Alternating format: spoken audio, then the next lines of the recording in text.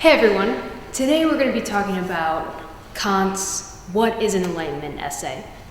So Kant was a German philosopher from the 17th century. He is a fantastic guy.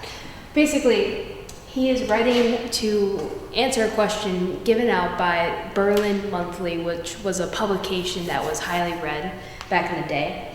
And Immanuel Kant, he's a great scholar. So he was answering the question, what is enlightenment? Now, you have to understand, Immanuel Kant is writing in the age of enlightenment. So the Enlightenment's motto is basically this: dare to know, or have the courage to utilize reason, or have the courage to be wise. So basically, reason is a main idea here. Now, let's answer the question, what is enlightenment? Well, Kant didn't specifically say where we go when we reach enlightenment. There is no objective end point that he describes. However, he does tell us how to begin that journey towards enlightenment, whatever that may be. So the answer, to begin the journey towards enlightenment, what we have to do is get out of our self-incurred immaturity. So that means, basically, when we were born, we needed our mothers and our fathers or our guardians to basically nurture and give us reason and to basically survive.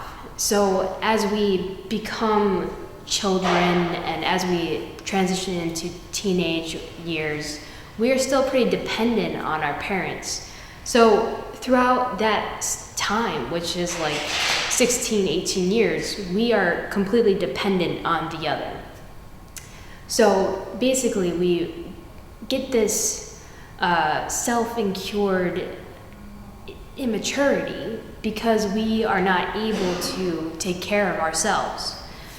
So as we come of age, as we get to 18, 20 years old, 23 years old, whatever it takes for you to begin to take care of yourself, we start that process. So basically, his answer to what is enlightenment is have the curiosity or the courage to start taking care of yourself. And to take care of yourself in this context means to start practicing critical thinking, start reading and start examining your thoughts about common ideas as what is a woman or what is a man, what is liberty, what is justice. Do you know these answers? Well, start examining your thoughts and soon you will figure out that justice is kind of not, I don't really know what justice really means. Maybe I should look up what that means and I should start taking care of myself intellectually. So basically, reason is the main idea. So now we're going to transition into the meat of what is enlightenment. He talks about there's individual enlightenment and then there's society enlightenment. Since individuals compose society, that's what I mean by societal enlightenment. He thinks that individuals are on their own personal journeys towards enlightenment, and then since individuals compose society, society as a whole is on its way towards enlightenment. And by the end of this video, you'll realize why our society today is not, according to Kant, in the phase of enlightenment. Okay, so Kant thinks that there's both private uses of reason and then public uses of reason. So I want you to destroy what you think the private and public sphere is. Today, we usually think the private sphere is domestic life and domestic relations, such as having a father, a mother, having a wife or a husband and children. No, for Kant, the private sphere is basically our professional lives. What are we right now? I'm acting as a teacher and you are my student. So I am a teacher right now in the private sphere for Kant. And in the private sphere, he thinks that we as individuals are cogs in an overall machine. So I, as an individual, am one cog in a whole entire machine. And the machine is society. But right now, I'm an individual cog playing my role for society. So private reason is basically, I need to obey.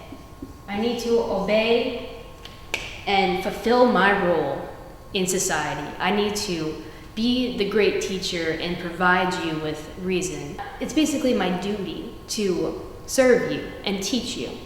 So I am obeying in the private realm. Now we're going to transition into the public sphere.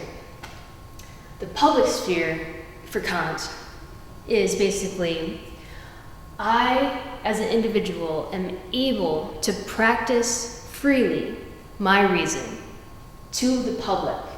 So when I practice my reason to the public, basically I write a book and I universalize my reason. Basically, once I write a book, the book makes tons of copies and I sell it to the public, and the public can consume my reason. So basically for Kant, for society to reach enlightenment, like our governments, our institutions need to allow reason in the public sphere. And just for example, if you remember Snowden, probably like a year ago, released publicly his reason, his knowledge about the NSA, which was basically harvesting information about the public, and the public had no idea that they were doing it. So Snowden had this reason, had this truth, and he publicly released this information to the public. And as we all know, Snowden, once he did that, the government went crazy. They were like, you can't do that. What are you doing?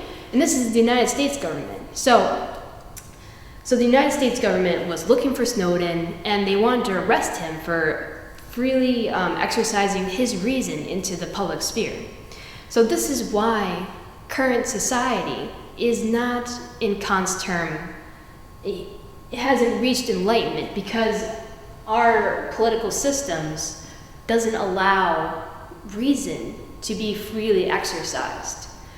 So that is something to consider. On my website, nakedanswers.com, you can download a PDF about what is enlightenment for $1, or you can get it for free by going to nakedanswers.com and just subscribing to the email list, where you can get tons of free content for free, and it's amazing. I really want to help people learn as much as they can, because I love sharing my information with people. I love sharing reason with people. It makes me happy.